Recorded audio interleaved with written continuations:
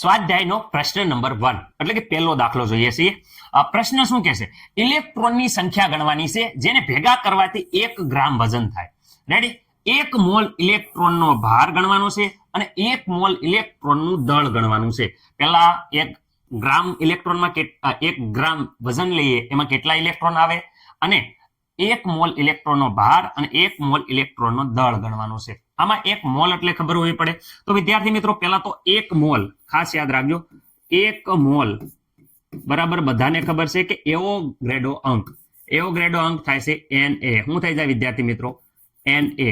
એવોગ્રેડો અંક બરાબર વિદ્યાર્થી મિત્રો આપણને વેલ્યુ ખબર હોવી પડે. 1 મોલ બરાબર એવોગ્રેડો નંબર છે 6.022 ગુણ્યા 10 ની વિદ્યાર્થી મિત્રો 23 ઘાત.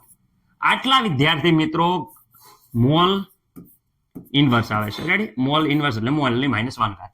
ઓકે, મને નથી લાગતું કે આમાં કોઈને કઈ ખબર હોય. પહેલા યુનિટમાં પહેલા ભાગમાં જ્યારે આપણે સ્વાધ્યાયના દાખલા ગણ્યા ત્યારે વિદ્યાર્થી મિત્રો પહેલા પાઠમાં આ વસ્તુનો આપણે ઉલ્લેખ કર્યો હતો. હવે અહીંયા આગળ જોઉં છું કે ભાઈ અહીંયા ઇલેક્ટ્રોનનો વજન જોવાનું છે, ઇલેક્ટ્રોનનો વીજભાર જોવાનો છે. જો ઇલેક્ટ્રોનનો ભાર, તો ઇલેક્ટ્રોનનો વીજભાર કેટલો? ઇલેક્ટ્રોનનો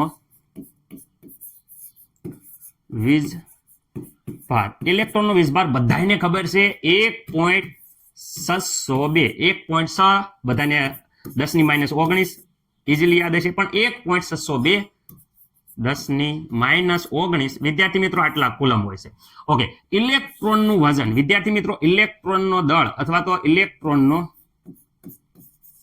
દળ અથવા તો વિદ્યાર્થી મિત્રો કહી શકો કે ઇલેક્ટ્રોનનું દળ. ઓકે, કેટલું હોય દળ? તો વિદ્યાર્થી મિત્રો આપણે ઇલેક્ટ્રોનનું દળમાં વજનમાં વાત કરીએ તો 9.1 ગુણ્યા 10 ની કેટલી -31 ઘાત. આ વિદ્યાર્થી મિત્રો કિલોગ્રામમાં હોય છે. કેટલા હોય છે? કિલોગ્રામમાં. પરંતુ જો ગ્રામમાં આપણે કરીએ તો ગ્રામમાં અહીંયા જોઈ શકો છો કે 9.1 ગુણ્યા 10 ની ઓકે કિલોગ્રામને ગ્રામમાં કન્વર્ટ કરીએ તો વિદ્યાર્થી મિત્રો 1000 ગ્રામ થાય. કેટલા? 1000 ગ્રામ. 1000 ગ્રામ એટલે 10 ની 3 ઘાત. તો વિદ્યાર્થી મિત્રો -31 માંથી 3 કાઢો તો અહીંયા વિદ્યાર્થી મિત્રો -28 વધશે. રેડી? અને આટલા વિદ્યાર્થી મિત્રો ગ્રામ થશે. શું થઈ જશે? આટલા ગ્રામ. અને આટલા ગ્રામ વિદ્યાર્થી મિત્રો શું છે? તો આ આટલા ગ્રામ એ વિદ્યાર્થી મિત્રો 1 ઇલેક્ટ્રોન શું છે? 1 ઇલેક્ટ્રોનનું વિદ્યાર્થી મિત્રો દળ છે. ઓકે, તો આપણે લેવાનું છે 1 ગ્રામ લઈએ વજન. કેટલું લઈએ? ખાલી 1 ગ્રામ લઈએ તો એમાં કેટલા ઇલેક્ટ્રોનનું દળ આવે? કેટલા ઇલેક્ટ્રોન આવે? રેડી? સંખ્યા ગોતવાની છે. રેડી? તો કેટલા ઇલેક્ટ્રોન આવે જોઈએ.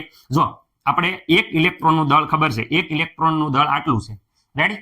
ઓકે, તો ગ્રામમાં તો અહીંયા 1 ગ્રામ લઈએ તો કેટલું આવે? તો અહીંયા વિદ્યાર્થી મિત્રો આપણને ખબર છે અહીંયા આપણે ચોકડી ગુણાકાર કરતા શું કરતા હતા? તો વિદ્યાર્થી મિત્રો આની હારે આનું ગુણાકાર કરતા અને અહીંયા આ છેદમાં જતું. એટલે વિદ્યાર્થી મિત્રો ઇઝીલી આપણે જોઈએ તો આવી રીતે આવતું હતું. ઓકે, અહીંયા જોઈ શકો છો 1. રેડી? વિદ્યાર્થી મિત્રો શું થઈ જતું? ગ્રામ ગુણ્યા 1 ઇલેક્ટ્રોન.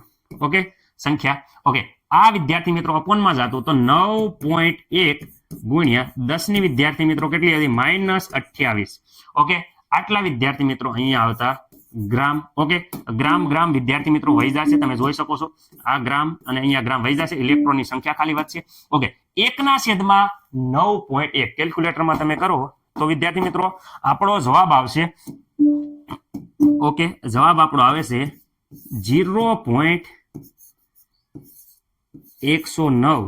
109 એટલે વિદ્યાર્થી મિત્રો એપ્રોક્સિમેટલી આને આવી રીતે કહીએ કે 0.11. રેડી વિદ્યાર્થી મિત્રો? 9 એક સંખ્યા વધારો. ઓકે, 10 ની અહીંયા -28 ઉપર જશે તો વિદ્યાર્થી મિત્રો +28 આવશે. અહીંયા ઉપર જશે એટલે વિદ્યાર્થી મિત્રો 10 ની +28 આવશે. પરંતુ વિદ્યાર્થી મિત્રો એક પોઈન્ટ આગળ લઈ લઈએ તો આપણે વિદ્યાર્થી મિત્રો આવશે અહીંયા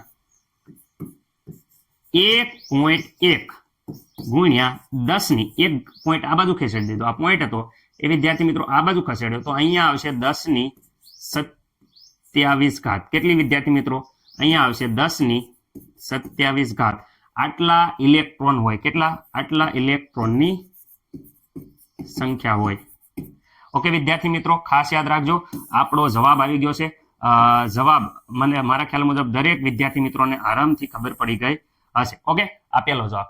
ઓકે, હવે આટલા ઇલેક્ટ્રોન હોય તો 1 ગ્રામ વજન થાય. કેટલું થાય? 1 ગ્રામ વજન થાય. ઓકે, હવે અહીંયા જોઈ શકો છો કે 1 મોલ. હવે અહીંયા આપણે બીજી વસ્તુ કરીએ ઓકે 1 મોલ ઇલેક્ટ્રોનનો ભાર અને દળ ગણો. તો પેલા આપણે 1 મોલ ઇલેક્ટ્રોનનું શું ગણી નાખીએ છીએ?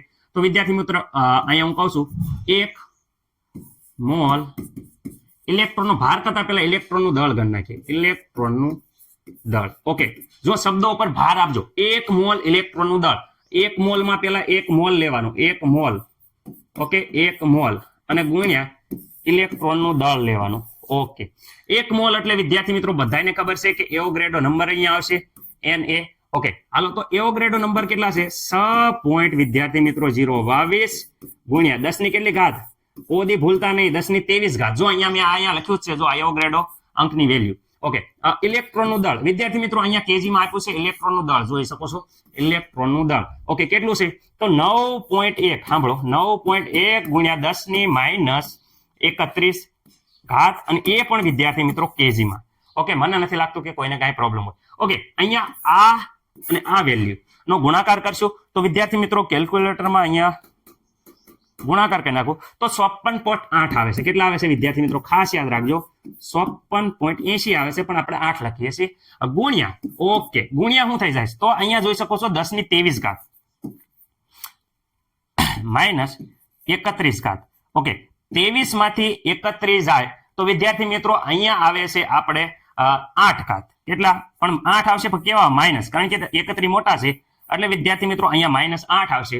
તો અહીંયા વિદ્યાર્થી મિત્રો અહીંયા 23 માંથી 31 બાદ કરતા 10 ની વિદ્યાર્થી મિત્રો -8 ઘાત આવે. એક ઘાત અહીંયા આગળ જવા દેવી, પોઈન્ટ આગળ ગયો. ક્યાં કણે? આ પોઈન્ટ અહીંયા આવી ગયો તો 4 પોઈન્ટ વિદ્યાર્થી મિત્રો 5.48 ગુણ્યા 10 ની વિદ્યાર્થી મિત્રો એક ઘાત આમાં ઓછી કરવી પડશે, -7. ઓકે, આટલા કિલોગ્રામ પ્રતિ મોલ.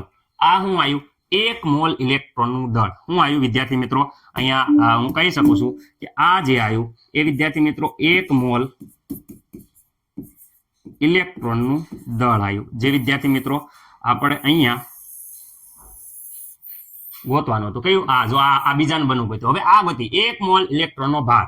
શું આપણે ફાઇન્ડ આઉટ કરવાનું છે? 1 મોલ. હવે વિદ્યાર્થી મિત્રો અહીંયા આ એ પત્યું અને બી કહીએ તો અહીંયા હવે ગોતવાનું છે 1 મોલ ઇલેક્ટ્રોનનો ભાર. Okay, ઇલેક્ટ્રોનનો 1 mall. 1 મોલ એટલે વિદ્યાર્થી મિત્રો એવોગ્રેડો અંક ગુણ્યા ઇલેક્ટ્રોનનો શું લખવાનું છે? ભાર, વીજભાર. ઓકે, ઇલેક્ટ્રોનનો વીજભાર. Okay, 1 mall. ઓકે, 1 મોલ બરાબર તો સર અહીંયા જો અહીંયા 1 મોલ. 1 મોલ બરાબર અહીંયા જોઈ શકો છો.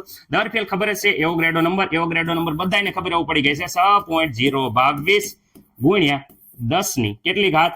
23. એ પણ પ્લસ. ઓકે વિદ્યાર્થી મિત્રો, ઇલેક્ટ્રોનનો વીજભાર અહીંયા જોઈ શકો છો. ઇલેક્ટ્રોનનો ભાર તો ઇલેક્ટ્રોનનો વીજભાર જો અહીંયા જોઈ શકો 1.6 ગુણ્યા 10 ની -19 પણ 1.0702 ગુણ્યા 10 ની -19. ખાસ યાદ રાખજો આ ઘાત 1 પોઈન્ટ વિદ્યાર્થી મિત્રો કેટલા છે? 6 હતા લખતા પહેલા, પણ હવે અહીંયા ડિટેલ આપ્યું છે એટલે 1.702 ગુણ્યા 10 ની અહીંયા ખાસ યાદ રાખવાનું છે -19 ઘાત. આ વિદ્યાર્થી મિત્રો કોઈએ ભૂલવાનું નથી. ઓકે, હવે અહીંયા આપણે ગુણાકાર કરીએ છીએ. કોનો ગુણાકાર કરીએ છીએ? ધ્યાન રાખજો, આ અને આ વેલ્યુ નો ગુણાકાર કરો.